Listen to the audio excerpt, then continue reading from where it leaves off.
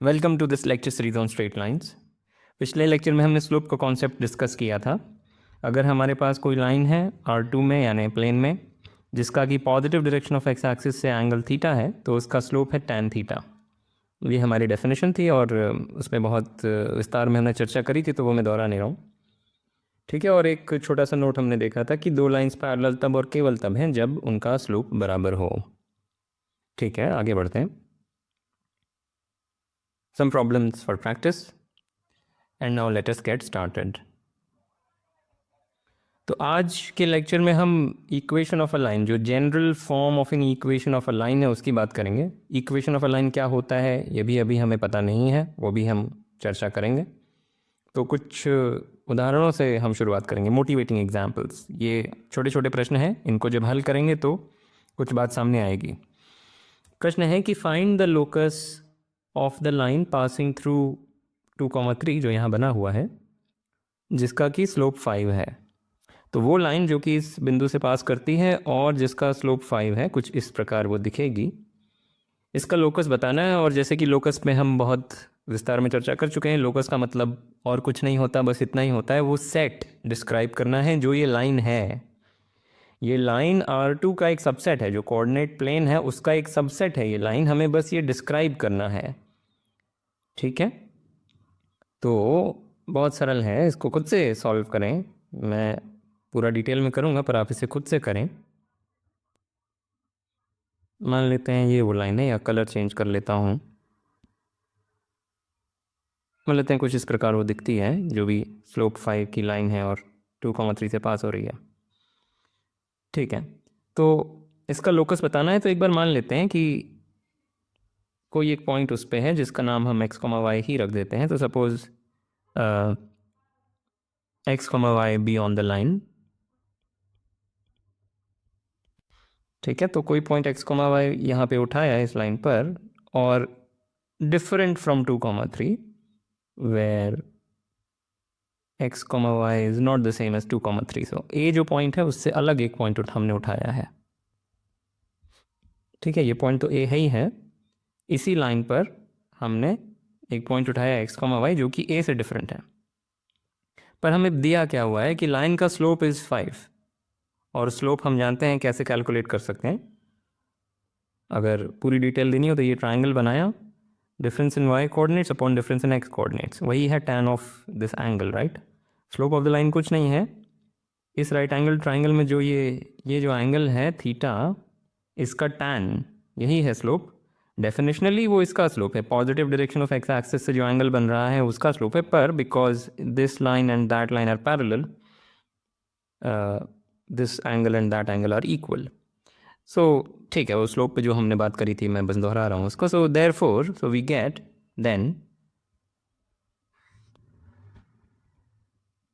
then y minus 3 upon x minus 2 is 5, because 5 ही line का slope है, जिससे हमें पता चला कि y minus 3 is equal to 5 times x minus 2, which when we sort out हमें मिलेगा, this is same as saying y minus 5x plus 7 equals to 0। तो हमने क्या देखा कि अगर कोई पॉइंट x, y इस लाइन पर लाई कर रहा है और 2,3 से अलग है तो उसे ये इक्वेशन सेटिस्फाई करनी पड़ेगी। पर जो पॉइंट 2,3 है वो भी ये इक्वेशन सेटिस्फाई कर रहा है, राइट। अगर y की जगह 3 डालें और x की जगह 2 डालें तो ये मिलेगा लेफ्ट साइड पे, विच इज़ 0। सो जो पॉइंट जो ये पॉइंट है a, ये भी इस इक्वेशन को सेटिस्फाई कर रहा है।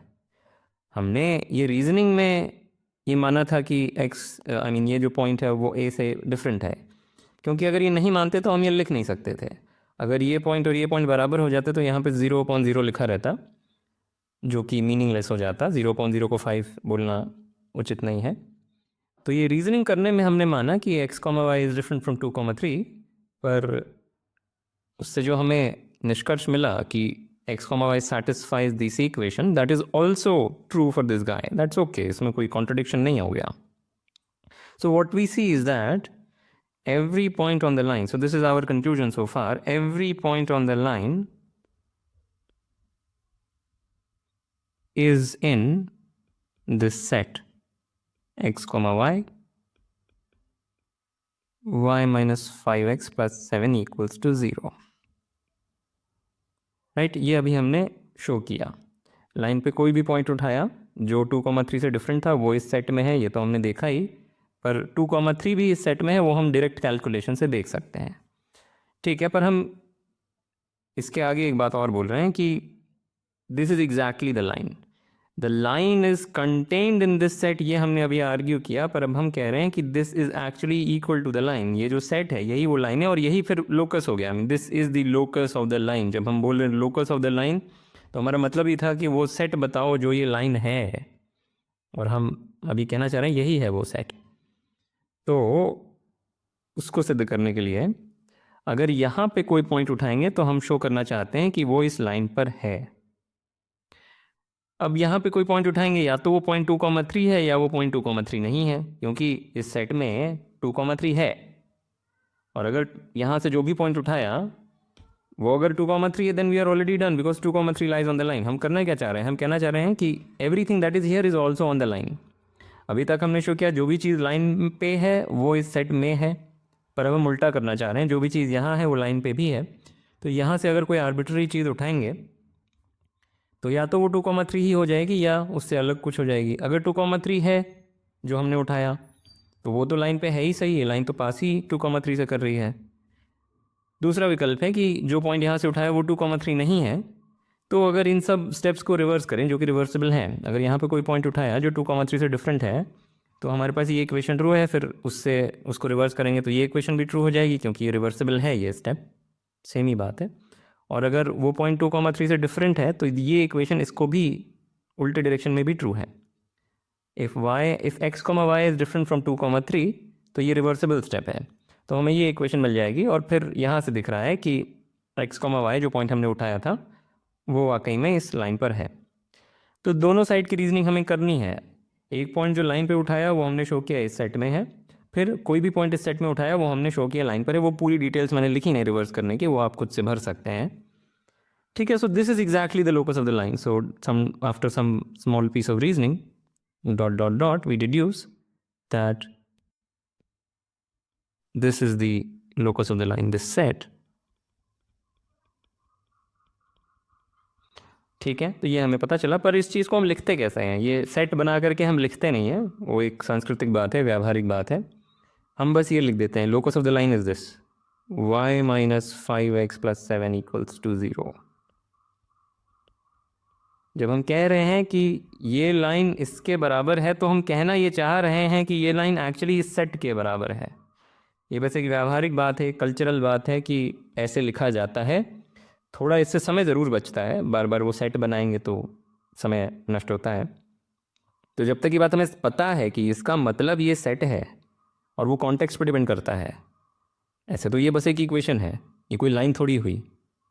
कॉन्टेक्स्ट से हमें समझ में आता है, जो संदर्भ है उससे समझ में आता है कि ये जो चीज़ है वो एक्चुअली इस सेट को इंगित कर रही है। तो ठीक है, तो वो लाइन है, otherwise this is just some stupid equation. All right, so ये बड़ा ही सरल सा एक एक्सरसाइज था। दूसरा एक और उदाहरण है, मोटिवेटिंग एग्जाम्पल, कि इस बार हमें बोला गया sketch the locus of this equation. फिर से वही बात कि ये बहुत ही क्या बोला जाए, अस्पष्ट भाषा में लिखा हुआ है। जब हम पूछ रहे हैं sketch the locus of this equation, हम पूछना यही चाह रहे हैं कि sketch the locus of, this is same as saying sketch the locus of और स्केच द सेट। हम यही कह रहे हैं sketch the set which is all the points in the plane which satisfies this constraint। ठीक है, तो ये जो चीज़ है वो असल में ये है, ये बस व्यावहारिक कारणों से ऐसे लिखी जाती है, इसमें कोई कन्फ्यूजन नहीं होना चाहिए। ठीक है, तो ये सेट हमें प्लेन में स्केच करना है, इसमें कौन कौन से पॉइंट्स हैं, हम क्या उसे स्केच कर सकते हैं। सरल सी बात है, अगर y को 0 डालेंगे तो x4 मिलेगा और x को 0 डालेंगे तो y2 मिलेगा। तो क्लियरली ये दो पॉइंट्स तो उसमें हैं। जो 4,0 जो पॉइंट है वो शायद यहाँ पे कहीं पे आएगा, बहुत एक्यूरेट फिगर तो मैं नहीं बना पाऊँगा। लेट्स से दिस इज़ 4,0, वो निश्चित रूप से यहाँ पर है क्योंकि x को 4 और y को 0 डालें तो ये इक्वेशन ट्रू हो जाती है। उसी तरह से 0,2 भी इस सेट में है। ठीक है, वो दोनों पॉइंट्स तो निश्चित रूप से हैं। और कौन कौन से पॉइंट्स हैं? तो आपका एक्सरसाइज ये है कि ये जो सेट है आपको शो करना है कि वो एग्जैक्टली ये लाइन है जो इन दोनों पॉइंट से पास हो रही है। ठीक है, बहुत आसान एक्सरसाइज है पर इसको करेंगे तो काफ़ी कुछ सीख पाएंगे। Alright, so do this as an exercise. So exercise में भी मैं लिख देता हूँ, शो दैट, इस सेट को कुछ नाम दे देते हैं S. S is exactly the line passing through 4,0 and 0,2. All right. तो अब जो हमने सीखा पिछले स्लाइड में कुछ एग्जाम्पल्स के साथ खेलने पर, उसको हम जनरलाइज करेंगे। तो general form of the equation of a line अभी फ़िलहाल के लिए केवल पासिंग थ्रू द ऑरिजिन। धीरे धीरे हम चीज़ों को और कंप्लीट करेंगे। पूरा जो डिस्क्रिप्शन है एक लाइन का वो बाद में आएगा। अभी केवल ऑरिजिन से पासिंग जो लाइंस हैं उनको हम डिस्क्राइब करने की कोशिश करने जा रहे हैं। तो पहला छोटा सा फैक्ट कि suppose L is a line passing through the origin. तो ये प्लेन है, इसमें कोई ऑरिजिन से पास होने वाली लाइन है। हम क्या कह रहे हैं कि there exist two real numbers A and B such that ये जो सेट है, this set which is all those points x, y in the plane with this property। और जैसे कि हम बहुत बार बोल चुके हैं, इसी चीज़ को व्यावहारिक तौर पर ऐसे लिख दिया जाता है कि this is same as ax plus B Y is 0। तो हम कह रहे हैं there exist two real numbers A and B such that जो लाइन थी वो एग्जैक्टली ये सेट है। राइट, अगर पिछले स्लाइड में ध्यान दिया तो ये उतना अचंभित करने वाला स्टेटमेंट नहीं लगेगा और ये बहुत आसान बात है। So let's prove this.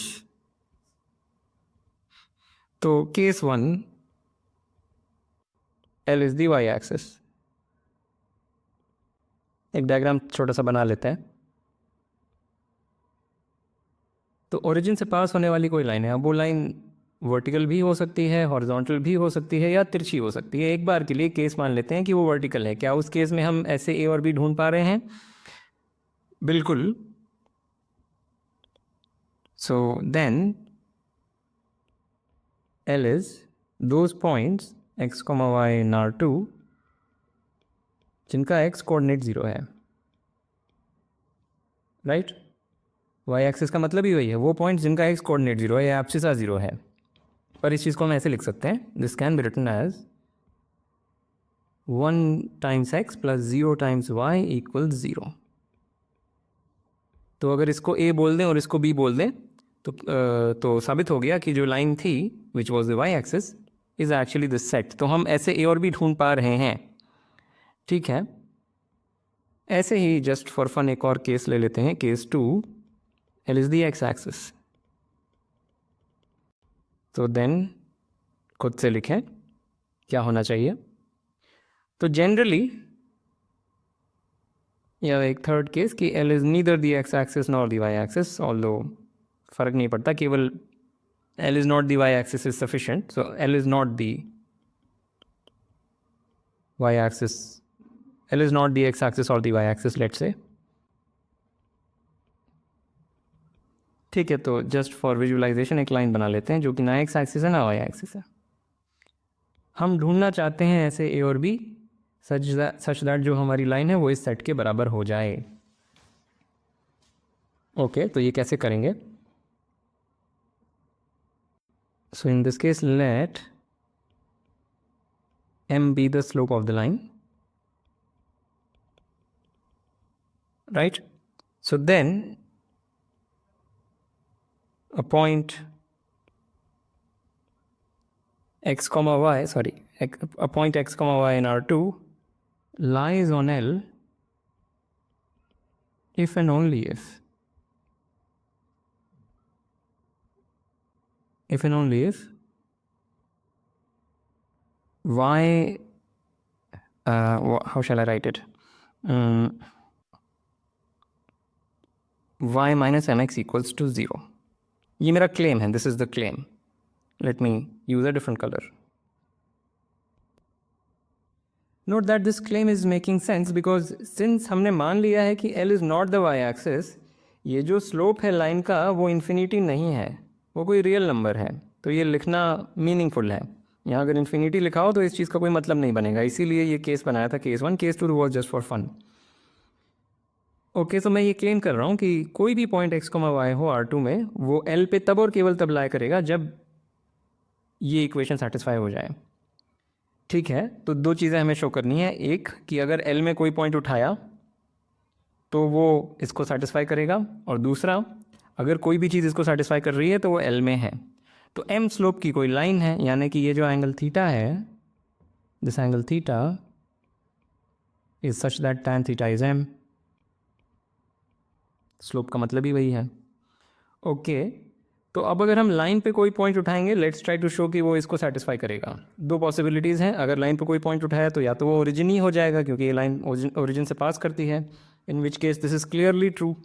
दूसरी पॉसिबिलिटी है कि ओरिजिन से अवे कोई पॉइंट लिया है, मान लीजिए ये, पर क्योंकि लाइन का स्लोप m है, दैट जस्ट मीन्स कि अगर ये ट्राइंगल कंप्लीट करेंगे तो दिस, इसका y कोऑर्डिनेट माइनस ओरिजिन का y कोऑर्डिनेट डिवाइडेड बाय इसका x कोऑर्डिनेट माइनस ओरिजिन का x coordinate. Right, let's say x y कोई पॉइंट उठाया on this line which is different from the origin. This is x y, this is different from the origin. Then what is the slope of the line joining this point and the origin? The line joining this point and the origin is our line L, right? But एक बार के लिए उसको ignore मारें. What is the slope of the line joining this point and the origin? That is y minus 0 upon x minus 0, but that is m, which is exactly the same equation as that. And this is a valid thing because x is non-zero and y is non-zero, so हम ये ratio लिख सकते हैं. तो in any case अगर जो point हमने इस लाइन पे उठाया वो अगर ओरिजिन है तो भी वो इसको सेटिस्फाई कर रहा है. अगर इस लाइन पे कोई पॉइंट हमने उठाया जो ओरिजिन नहीं है तो भी वो इस इक्वेशन को सेटिस्फाई कर रहा है.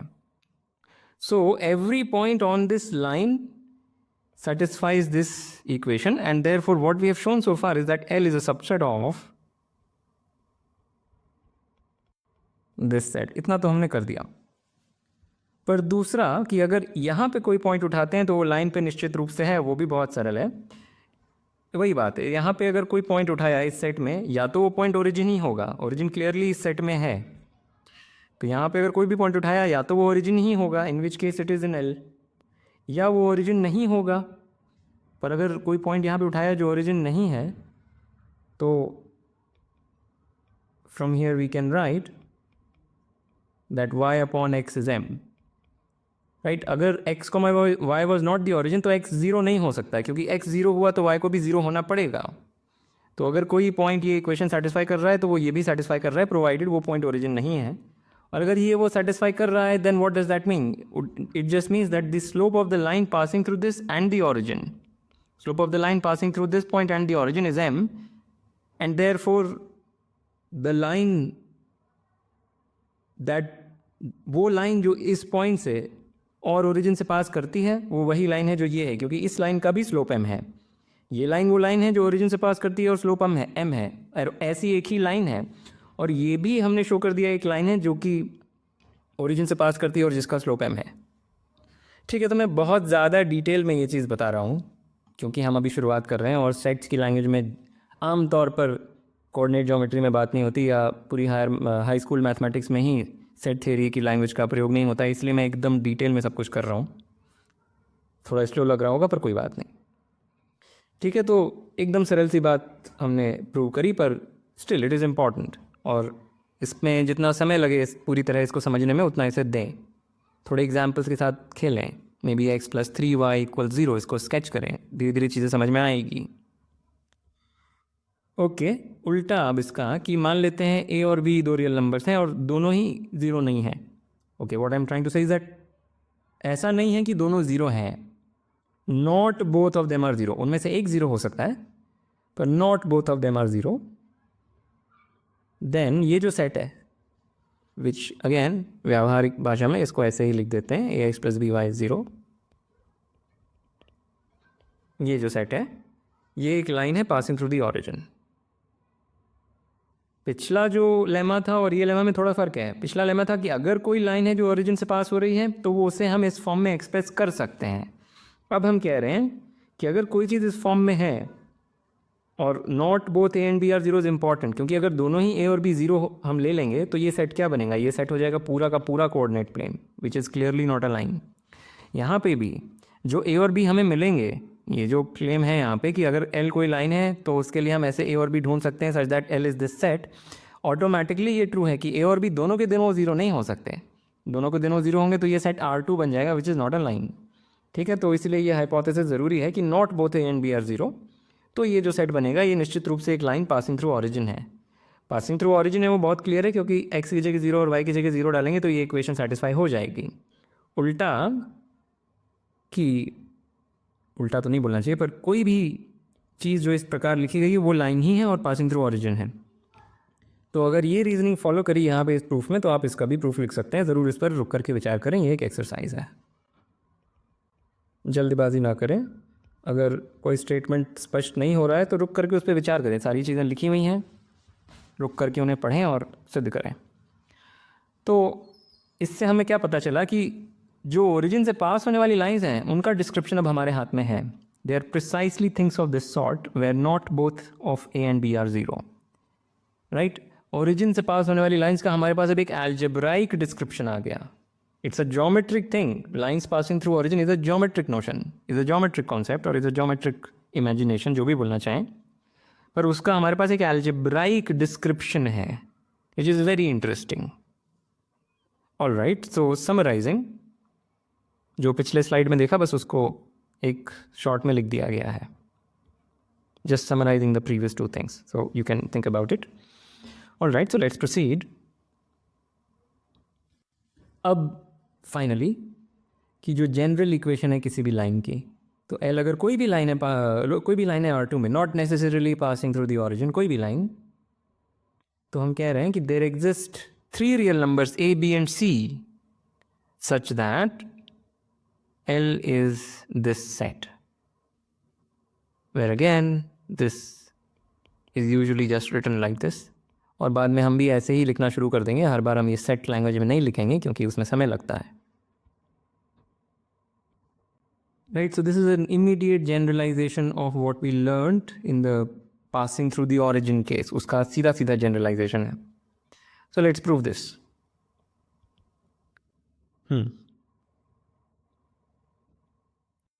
तो case 1, L is parallel to the y axis।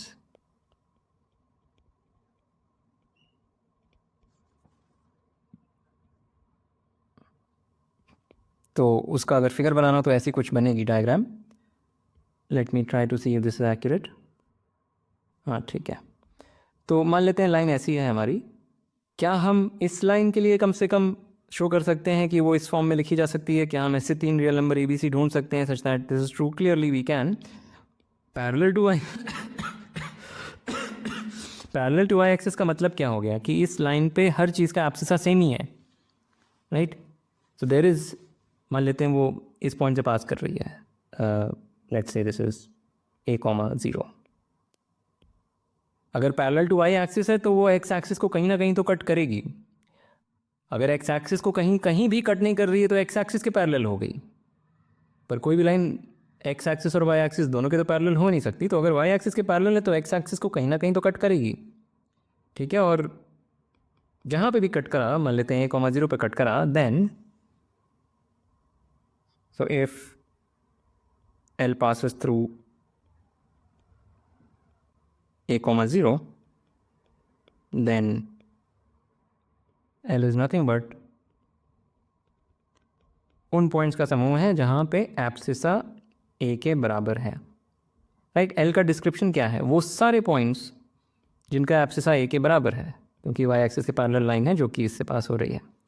तो इसको हम ऐसे भी लिख सकते हैं, एक्स इज इक्वल टू ए लिखने के बजाय हम ऐसे लिख सकते हैं 1 टाइम्स ए, ओ ए नहीं बोलना चाहिए था। Let's not call this A, ये कन्फ्यूजन हो जाएगा। Let's call this maybe, I don't know क्या बोलना चाहिए, पी बोल देते हैं।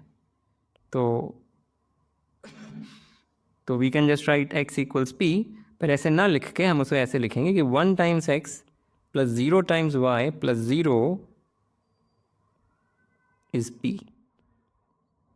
तो अगर ए को 1 ले लें, बी को 0 और सी को 0 ले लें, तो जो वर्टिकल लाइन या जो वाई एक्सिस के पैरेलल लाइन हमने उठाई थी वो इस फॉर्म में लिखी जा सकती है जिस फॉर्म में हमने क्लेम किया था। So parallel to y axis तो क्लियर हो गया। So now assume not parallel to y axis. So assume case 2, L is not parallel to the y axis। ठीक है, अब अगर y एक्सिस के पैरेलल नहीं है तो y एक्सिस को कहीं ना कहीं कट भी करेगी ये लाइन। दो लाइन अगर पैरेलल नहीं है तो उनका एक यूनिक पॉइंट ऑफ इंटरसेक्शन होगा। तो मान लेते हैं वो पॉइंट है 0, बी। बी नेगेटिव भी हो सकता है, फिगर में पॉजिटिव दिख रहा है पर बी नेगेटिव भी हो सकता है। और लाइन का कुछ स्लोप होगा, कोई भी लाइन हो सकता, कोई ना कोई स्लोप तो होगा। तो let m be the slope of the line. ठीक है, तो we claim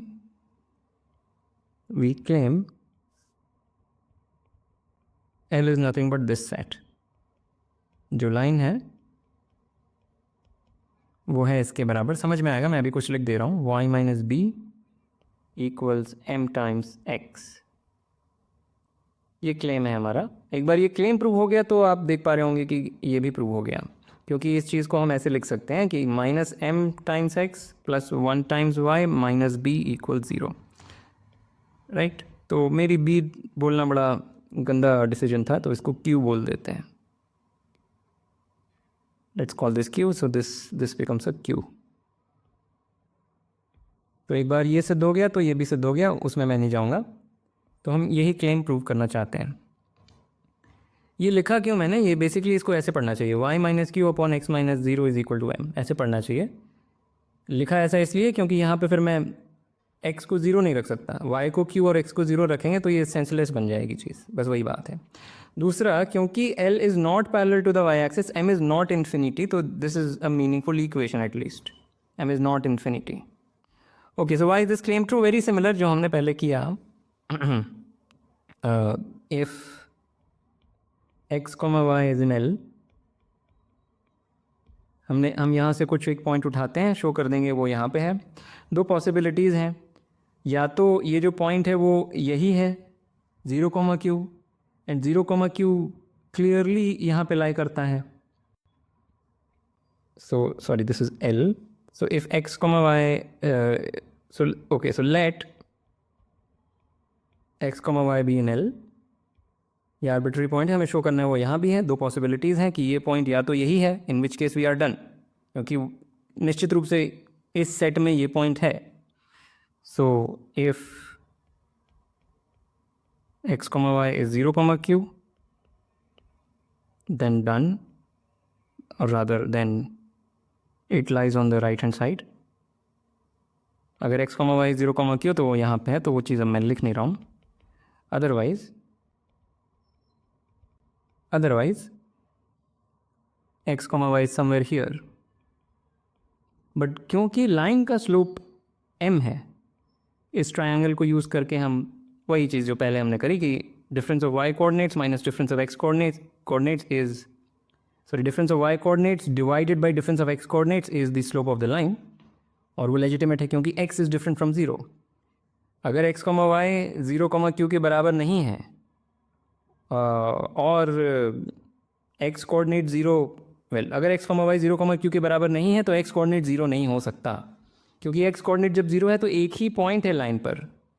there is only one point on the line with x coordinate 0। The line that we have is not parallel to the y axis, therefore y axis पे इकलौता point है line पर।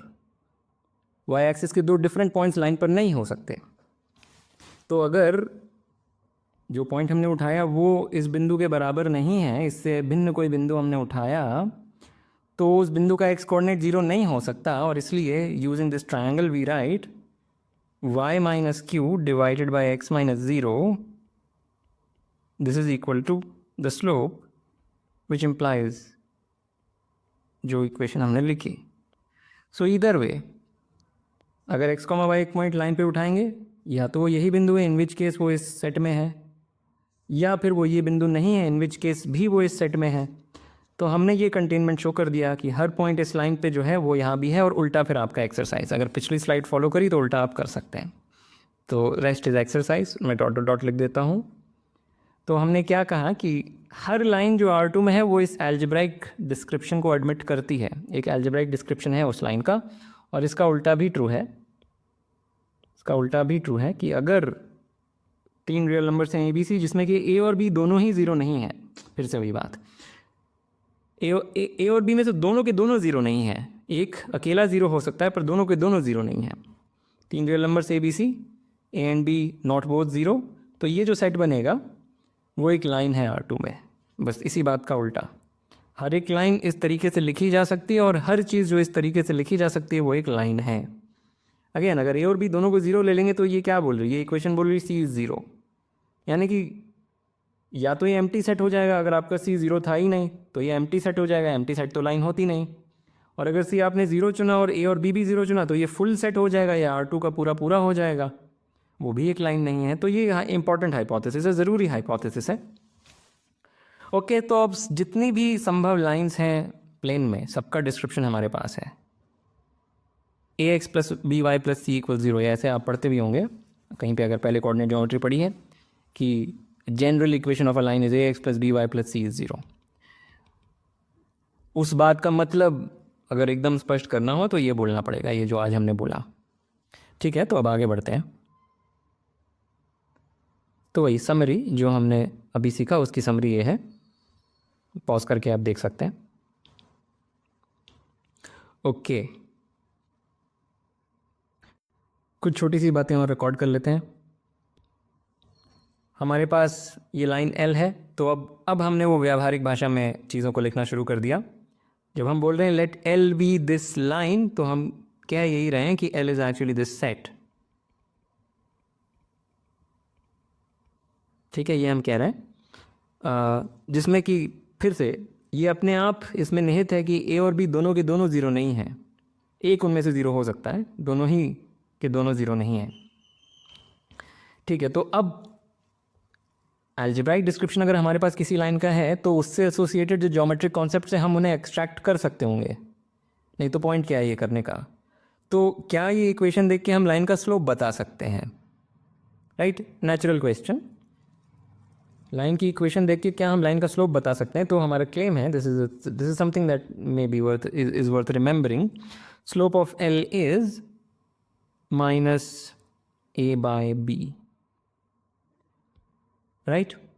और अगर B zero है तो इसको हम इंटरप्रेट करेंगे इन्फिनिटी। अगर B ज़ीरो है तो A ज़ीरो नहीं हो सकता, क्योंकि दोनों A और B ज़ीरो नहीं है, दोनों के दोनों ज़ीरो नहीं हैं।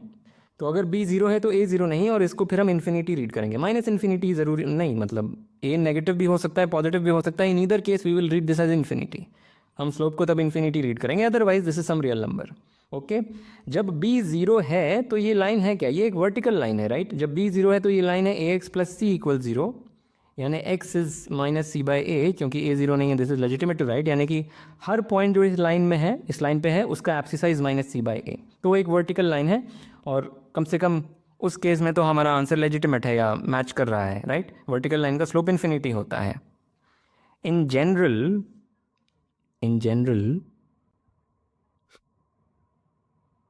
जनरल हम ये कर सकते हैं कि if B is non-zero, then the line is same as the following. The line is y equals minus A by B x minus C by B. This is the equation of the line. जब B zero नहीं है तो बस इसको rearrange कर दिया, तो ये लिखें चाहे ये लिखें, एक ही बात है। अगर B ज़ीरो है then we were already done, तो ये बात हमने सिद्ध कर दी है, राइट। वो चर्चा हम कर चुके हैं, तो हम मान सकते हैं कि B ज़ीरो नहीं है। उस केस में हम शो करना चाहते हैं slope of the line is this. ठीक है, तो बहुत तरीके हैं इसको करने के। हम क्या करेंगे कि clearly note that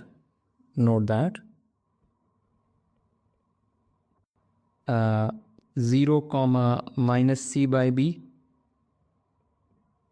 is on L and 1 minus a by b minus c by b is on L.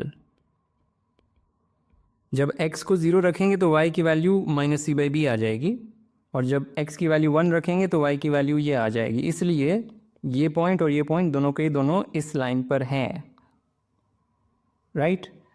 जब हमें किसी लाइन पर दो पॉइंट्स मिल गए तो उसका स्लोप भी मिल गया, difference of y coordinates divided by difference of x coordinates, और वो इस संख्या के बराबर है। So the slope is difference of y coordinates divided by difference of x coordinates, which is clearly same as minus a by b. तो ये याद रखने योग्य बात है कि जैसे ही लाइन की इक्वेशन हमारे पास है हम स्लोप तुरंत बता सकते हैं, यहाँ पे b0 भी संभव है। Okay great. The line passes through origin if and only if c is 0. अगर लाइन की इक्वेशन हमें पता है तो वो लाइन ओरिजिन से तब और केवल तब पास करेगी जब जो उसका कांस्टेंट टर्म है, इसको कांस्टेंट टर्म भी बोलते हैं, वो 0 है। क्यों? अगर ओरिजिन से पास कर रही है तो 0 है c की value. Why? Because if the line passes through origin this equation will be satisfied जब हम x और y की जगह 0 रख दें। इसका मतलब ही हो गया c 0 है, और अगर c 0 है तो x और y को 0 रखने पर ये सेटिस्फाई हो जाती है, right. So that satisfies that justifies the if and only if, तब और केवल तब। Okay, very simple thing. ये तो याद भी ना रखें तो भी खुद ही सब डिड्यूस हो जाएगा, बहुत कम चीज़ें याद रखनी होती हैं एनीवे। लाइन हॉरिजॉन्टल कब है? वेल हॉरिजॉन्टल तब है जब स्लोप 0 है, यानी कि इफ एंड ओनली इफ ए 0। इसी पॉइंट से सिद्ध हो जा रहा है, नहीं तो आप खुद से ही डायरेक्टली सोच सकते हैं। ए को 0 रखेंगे तो एक हॉरिजॉन्टल लाइन मिलेगी, ए अगर 0 है तो बी 0 नहीं हो सकता, तो एक कांस्टेंट वाई कोऑर्डिनेट वाले जो पॉइंट्स हैं वो मिलेंगे, वो क्लियरली एक हॉरिजॉन्टल लाइन है या पैरेलल टू वाई एक्सिस है। जब मैं कह रहा हूँ हॉरिजॉन्टल यानी पैरेलल टू, सॉरी, जब मैं कह रहा हूँ horizontal parallel to x axis, तो L is horizontal if and only if a is 0। Similarly L is vertical if and only if b is 0। ये सब याद नहीं रखना है। एक्स इंटरसेप्ट, तो what is meant by the x intercept? X intercept की परिभाषा है if the line or if a line L meets the x-axis at maybe I'll say p comma 0, then p is called the x-intercept. Just take definition.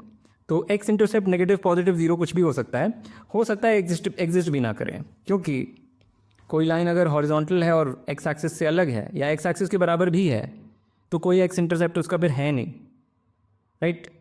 मेरे पास एक horizontal line है जो मान लेते हैं x एक्सिस से डिफरेंट है, तो x एक्सिस को कहीं मीट ही नहीं करेगी। जो हॉरिजॉन्टल लाइन है वो कहीं भी x एक्सिस को मीट ही नहीं करेगी, तो हम ये डिफाइन ही नहीं कर सकते। अगर वो लाइन x एक्सिस ही है तो भी अब क्या ही इसने एक्स इंटरसेप्ट डिफाइन करी, सारे ही पॉइंट्स एक्स एक्सिस के इस लाइन पर आ गए, तो ठीक है। So whenever the line is not horizontal, not parallel to x axis, तब एक्स इंटरसेप्ट यूनिकली डिफाइंड है, क्योंकि तब वो लाइन एक्स एक्सिस को एक यूनिक पॉइंट पे मीट करेगी, राइट। सो एक्स इंटरसेप्ट क्या हम ढूंढ सकते हैं इक्वेशन को देख करके? क्लियरली हमें करना क्या है, एक्स इंटरसेप्ट ढूंढने के लिए हमें वो पॉइंट p कॉमा 0 ढूंढना है जो इस लाइन की इक्वेशन को सेटिस्फाई करे, राइट। तो if p is the x intercept, then it is necessary that this is true, which means p is equal to minus c by a. So this is equal to minus c by a. ये भी याद कुछ नहीं रखना है। और यहाँ note करें, अगर a 0 है तो x इंटरसेप्ट यहाँ से आप इन्फिनिटी मान सकते हैं, उसको आप इंटरप्रेट कर सकते हैं ज्योमेट्रिकली कि कहीं पे मीटिंग हुई ही नहीं, राइट। मान लेते हैं c 0 नहीं है और a 0 है, तो इसको आप इन्फिनिटी की तरह से रीड कर सकते हैं, और that is geometrically also visible कि वो लाइन कहीं पर भी एक्स एक्सिस को मीट नहीं कर रही, या ऐसे बोल देते हैं कि इन्फिनिटी पर जाके मीट कर रही है। ठीक है, अगर सी भी ज़ीरो है और ए भी ज़ीरो है तो ये 0/0 फॉर्म हो गया, in which case the line will be same as the x axis. अगर सी भी ज़ीरो है और ए भी ज़ीरो है तो this equation just means the line is actually the x axis, और 0/0 फॉर्म अनडिफाइंड होता है। तो जो अलजेब्रा है वो ज्योमेट्री से एकदम मैच कर रहा है। All right, so x intercept can be calculated by this formula, similarly y intercept is calculated by this formula. Same discussion. Alright, तो ये सारी बातें हमने सीखी, अब इलस्ट्रेशंस पे आ सकते हैं। ओके, m एक पॉजिटिव इंटीजर है और हमारे पास ये दोनों लाइंस दी हुई हैं, और ये दिया हुआ है कि इनका जो पॉइंट ऑफ इंटरसेक्शन है उसके दोनों ही कोऑर्डिनेट्स इंटीग्रल हैं। m की वैल्यू बतानी है। तो सबसे पहले क्या हम पॉइंट ऑफ इंटरसेक्शन निकाल सकते हैं? अगर हमारे पास दो लाइंस दी हुई हैं जो पैरेलल नहीं हैं तो उनका एक यूनिक पॉइंट ऑफ इंटरसेक्शन होगा, राइट? क्या अगर हमें उनका अलजेब्राइक डिस्क्रिप्शन दिया हुआ है उन दोनों लाइंस का, तो हम पॉइंट ऑफ इंटरसेक्शन निकाल सकते हैं? हाँ, क्योंकि पॉइंट ऑफ इंटरसेक्शन ऐसा पॉइंट होगा जो इन दोनों ही लाइंस को सेटिस्फाई करेगा। तो अगर point of intersection is P, Q, तो P, Q इस लाइन को भी सेटिस्फाई कर रहा है और इसको भी सेटिस्फाई कर रहा है। तो दो साइमल्टेनियस लीनियर इक्वेशन सॉल्व करनी है जो हमें सॉल्व करनी आती है। कई बार ये भी हो सकता है कि दोनों लाइंस पैरेलल हो और डिफरेंट हो, तो कोई भी पॉइंट ऑफ इंटरसेक्शन नहीं आएगा, और उस केस में हम देखेंगे, ऐसे एग्जाम्पल्स आएंगे हमारे पास, उस केस में कोई भी सोल्यूशन नहीं होगा इन दोनों इक्वेशंस का साइमल्टेनियस। या ये भी हो सकता है कि दोनों लाइन सेम ही हो, उस केस में इनफाइनाइटली मैनी सोल्यूशंस आ जाएंगे। तो अगेन ज्योमेट्री और अलजेब्रा के बीच में एकदम सही संबंध बन रहा है। ओके, तो यहाँ पे हमें जो क्वेश्चन में दिया हुआ है कि ये दोनों lines intersect at a point whose coordinates are integers, तो ये पहले ही प्रॉब्लम में नहीं थे कि ये दोनों लाइंस पैरेलल नहीं हैं, अदरवाइज सवाल का मतलब नहीं है। तो these lines are not parallel, वो है हमारे पास इन्फॉर्मेशन। तो अब हम पॉइंट ऑफ इंटरसेक्शन निकालते हैं और फिर जो डेटा दिया है वो यूज़ कर लेते हैं। So what is the point of intersection? So let's say और से the lines meet at the point P, Q. Then this is true and this is also true कि y यानी कि q is equal to mp minus 1। ये दोनों बातें true हैं। इनको अगर साथ में यूज़ करेंगे तो ये जो डेटा है ये ऊपर वाली इक्वेशन में अगर हम इंसर्ट कर दें, so 13p plus 11 into mp minus 1 is 700, which implies 13 plus 11m, this is 700, और इसको मैं 711 लिख देता हूँ सीधा एक स्टेप स्किप करके, just basic algebra. So this gives us कि p is 711, P is 711 divided by 13 plus 11m. Okay, और हमें डेटा क्या दिया हुआ है कि ये एक इंटीजर है, P is an integer, so may be आपको ये नोटेशन ना पता हो, this is the notation for the set of all the integers. और प्रश्न में दिया है कि P एक इंटीजर है और M एक इंटीजर है, ये भी दिया हुआ है, M is a positive integer. तो हमें ये दिया था कि दोनों ही कोऑर्डिनेट्स इंटीजर्स हैं, यानी हमें ये भी दिया है कि Q एक इंटीजर है, पर ये जो इन्फॉर्मेशन है कि M इज़ एन इंटीजर और P इज़ एन इंटीजर, उससे ही क्लियर है कि Q is an integer. So the only information that we need to use कि M एक इंटीजर है और P एक इंटीजर है, राइट? पर अब इसका मतलब क्या हुआ कि 711 is divisible by this thing, इसका मतलब एग्जैक्टली यही हो गया। सो दस since P is an integer, since P and M are both integers, we deduce कि 13 plus 11m divides 711। तो एक बार 711 का प्राइम फैक्टराइजेशन लिख लेते हैं। तो वो मैंने गूगल किया तो मुझे पता चला कि दैट इज़ 3 स्क्वायर इंटू 79। तो ये जो नंबर है वो इस नंबर को डिवाइड कर रहा है, पर note that this number is at least 9, 9 तो यहाँ बैठा है, दिस इज 3 स्क्वायर, ठीक से लिख देता हूँ। This number is at least 9। तो इस नंबर के कौन से वो डिवाइजर्स हैं जो कम से कम 9 या in fact not at least 9, this is strictly greater than 9। M is a positive integer, तो ये स्ट्रिक्टली 9 से बड़ा है। तो इस नंबर के कौन से वो डिवाइजर्स हैं जो 9 से बड़े हैं? 3 ऐसे डिवाइजर्स हैं। So thus there are 3 possibilities. 13 + 11m is equal to, या तो 79 हो जाएगा, that is one divisor which is greater than 9, या 3 × 79 हो जाएगा, या पूरा का पूरा 3 square × 79। These are the only divisors which are greater than 9 of this number. या तो पहले केस में क्या होगा? इन दिस केस m की क्या वैल्यू आएगी? m is equal to 79 - 13 upon 11 which is 66 upon 11 यानी कि 5। चलो ठीक है, यहाँ से आंसर आया। इस केस में m की वैल्यू आएगी 3 × 79 - 13 upon 11 which is, I hope सही कैलकुलेट किया है, बट चेक करना पड़ेगा। 3 9 20 तो गलती किया हुआ है। 3 7 21 23, हाँ ठीक है। This is equal to 224 right upon 11, पर ये 11 से डिविजिबल है ही नहीं। This is not an integer, this is not an integer, but m तो इंटीजर दिया हुआ था, m प्रश्न में इंटीजर दिया था, तो this case is not possible. इसका मतलब ये हो गया this case is not possible. और सिमिलरली ये केस भी इम्पॉसिबल आएगा, तो वो आपका एक्सरसाइज है। This is also not possible. तो m की एक ही वैल्यू आएगी which is 5। That's it. Alright, इस पे ज़रूर विचार करें अगर नहीं समझ में आया। और अब आगे बढ़ते हैं। हमें दिया हुआ है कि A B C 3 non zero numbers हैं सच दैट दिस होल्ड्स।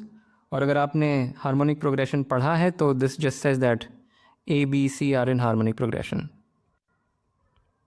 नहीं पढ़ा है तो कोई बात नहीं, this is exactly what it means. Okay, show करना है कि ये लाइन, तो ए बी सी तीनों नॉन ज़ीरो नंबर ही दिया हुआ है प्रश्न में, तो this is a meaningful thing to write. Show करना है ये लाइन, और हम जानते हैं ये लाइन है, ये हम शो कर चुके हैं कि anything of the form α x + βy + gamma = 0 is a line as long as not both of alpha and beta are 0। So we want to show this line always passes through a fixed point. कोई एक point ऐसा है जो इस line पर होगा जब भी हम ए बी सी को 3 नॉन ज़ीरो नंबर्स ले लेंगे विद दिस कंडीशन। इंटरेस्टिंग बात है, वो उस पॉइंट के कोऑर्डिनेट्स ढूंढने हैं। पहले तो हमें सिद्ध करना है कि ऐसा एक पॉइंट है, वो भी क्लियर नहीं है कि ऐसा एक पॉइंट है जो हर choice of A B C with these constraints के लिए इस लाइन पर होगा, वो सिद्ध करना है और वो पॉइंट ढूंढना है। Okay, so think about this interesting problem. So the given line is fix some a B c non-zero, fix ABC non-zero such that, repeat ही कर दिया क्वेश्चन में जो लिखा है। So then the line is, इसको मैं ऐसे लिख देता हूँ LABC which is given by this equation is same as, और इससे ऐसे लिख देता हूँ, is same as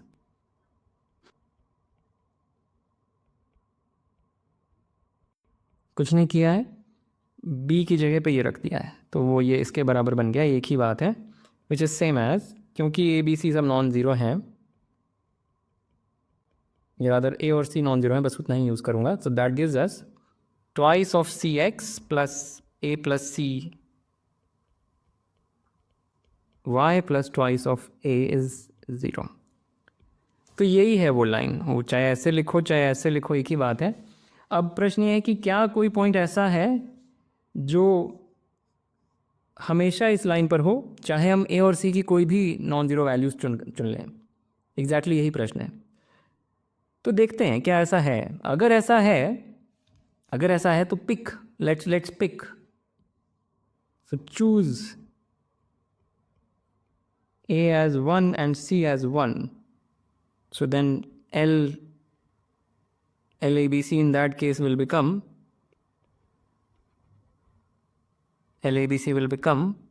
2x plus 2y plus 2 is 0. Or now choose A as 2, C as 1. So in this case the line will become, इसको मैं prime लगा देता हूँ एक बार, मुझको सबस्क्रिप्ट लगाना ही नहीं चाहिए था। So this is 2x plus 3y plus 4 is 0. अगर कोई पॉइंट ऐसा है जो हमेशा इस लाइन पर होगा तो वो कम से कम इन दोनों लाइंस पर भी होगा, यानी कि इनके इंटरसेक्शन में होगा। तो अगर कोई भी पॉइंट ऐसा है जो हमेशा इस लाइन पर है, उसका एक ही कैंडिडेट है, वो है इन दोनों का इंटरसेक्शन। क्या इन दोनों का इंटरसेक्शन हम निकाल सकते हैं? बिल्कुल निकाल सकते हैं, बस इनको साइमल्टेनियसली सॉल्व करना है। So if P, Q lies on both these lines,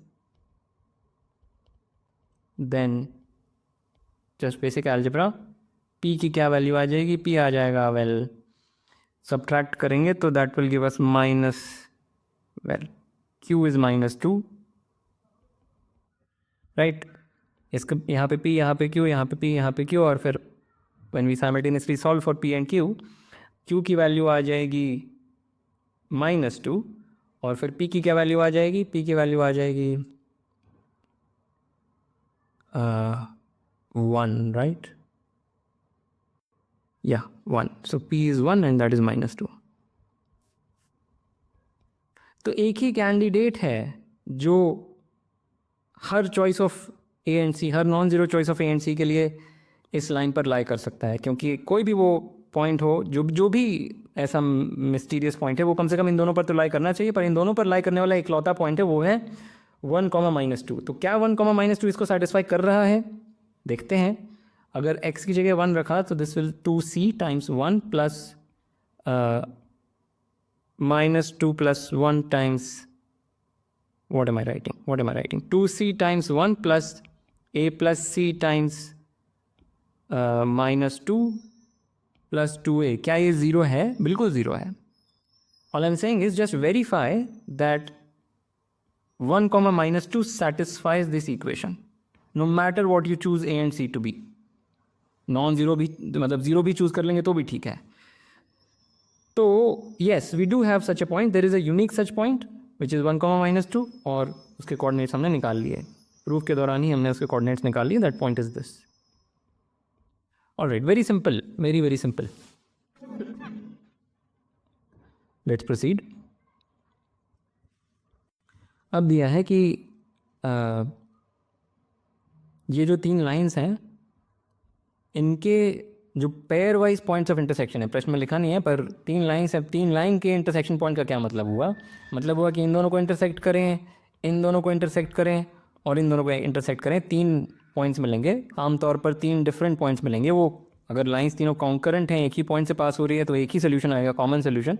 पर वो शायद यहाँ पर नहीं होने वाला है, क्योंकि दिया हुआ है कि ये जो 3 पॉइंट्स हमें मिलेंगे वो मिड पॉइंट्स हैं किसी ट्राइंगल की साइड्स के। तो कोई एक ट्राइंगल है ABC, उसके साइड्स के जो मिड पॉइंट्स हैं, ये जो 3 पॉइंट्स हैं, they are pairwise intersections of these 3 lines. तो ये जो पहला पॉइंट है वो इन दोनों के इंटरसेक्शन से आ रहा है, जो ये पॉइंट है वो इन दोनों के इंटरसेक्शन से आ रहा है, और जो तीसरा पॉइंट है वो इन दोनों के इंटरसेक्शन से आ रहा है। तो ऐसा कुछ फिगर बनेगा। मैं ड्रॉ ही कर देता हूँ तीनों लाइंस को भी। ये एक लाइन है, ये दूसरी, और एक और। ये हैं वो 3 लाइंस, राइट। कन्विंस योरसेल्फ, ऐसा ही फिगर बनेगा। ये 3 मिड पॉइंट्स थे किसी ट्राइंगल की साइड्स के, और दिया हुआ है कि these points are intersections of these 3 lines. तो ऐसा ही फिगर बनेगा। हमें ट्राइंगल का एरिया बताना है। जो बड़ा ट्राइंगल है ABC, this is A, this is B, this is C, इसका एरिया बताना है, ठीक है। मैं पूरा सॉल्व नहीं करूँगा, मैं मेन जो इसमें आइडिया है वो बता देता हूँ. At least that is one way to do it. Note that ये जो लाइन है वो इसके पैरेलल है by midpoint theorem if you like. This is the midpoint of A b, this is the midpoint of a c. हम पहले mid point theorem discuss कर चुके हैं. आप स्लोप से भी हमने उसको देखा था, स्लोप से भी देख सकते हैं. ये इसके पैरेलल है. सिमिलरली ये इसके पैरेलल है और ये इसके पैरेलल है. तो ये हो गया एक पैरेललोग्राम. उसी तरीके से ये भी एक पैरेललोग्राम है और ये भी एक पैरेललोग्राम है. सिंपल कॉन्ग्रुएंसी से भी देख सकते हैं. पैरेललोग्राम्स के बारे में अगर नहीं पता, या कॉन्ग्रुएंसी नहीं बोलना चाहिए, सॉरी, सिंपल फैक्ट है कि ये जो ट्रायंगल है और ये जो ट्रायंगल है, well they are congruent, but I don't want to use that.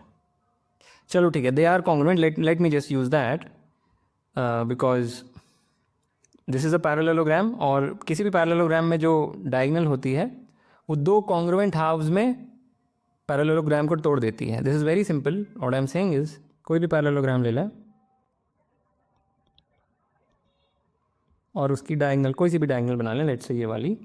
हम कह रहे हैं ये ट्रायंगल और ये ट्रायंगल कॉन्ग्रुएंट हैं. रीज़न क्या है? क्योंकि पैरेललोग्राम है ये एंगल और ये एंगल बराबर, और ये एंगल और ये एंगल बराबर. ये कॉमन साइड है ही सही. Angle side angle, angle side angle, so that way these are congruent and therefore इनका एरिया सेम है.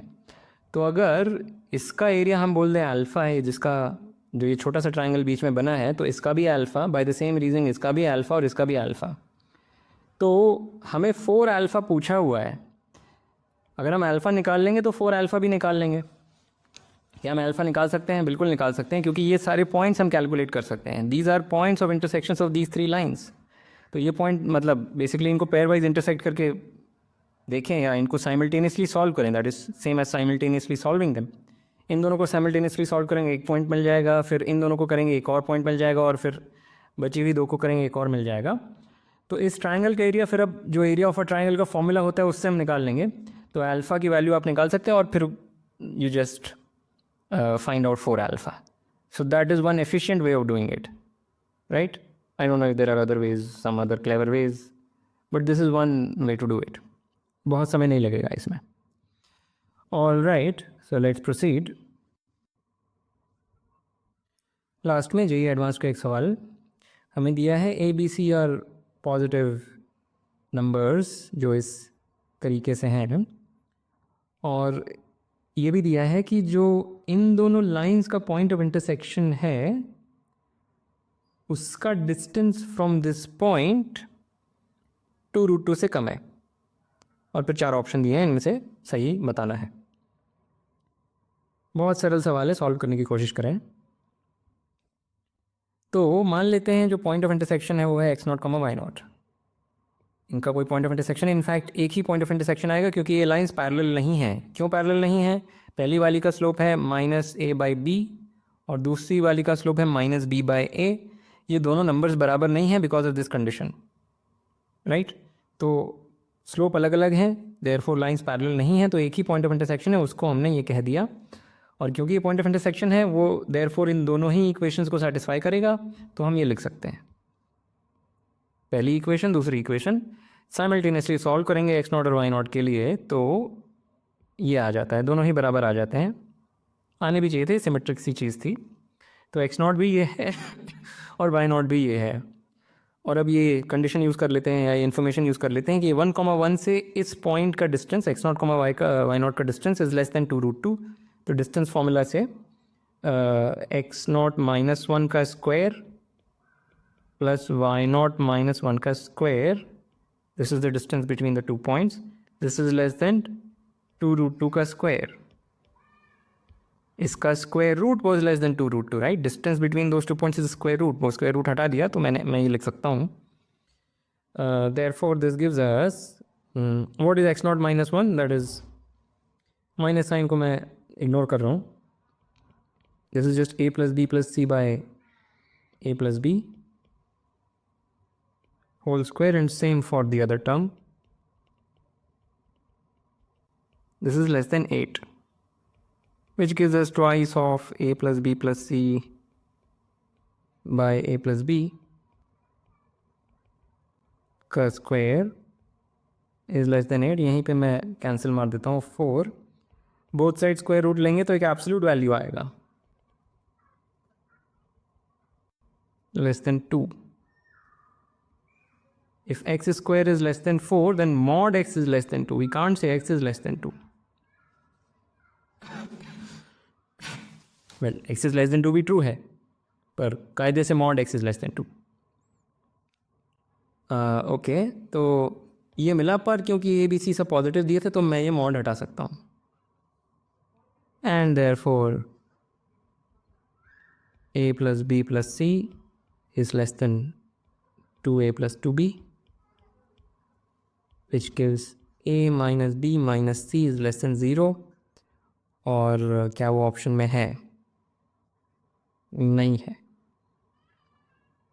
वेल, ये मैंने लिखा ही गलत है क्या? ये मैंने लिखा ही गलत हुआ है. This gives us a plus b minus c is greater than 0. And you subtract करके whatever, a plus b minus c is greater than 0, that is nowhere, no, that is here. So that is your answer. A very, very simple question, straightforward.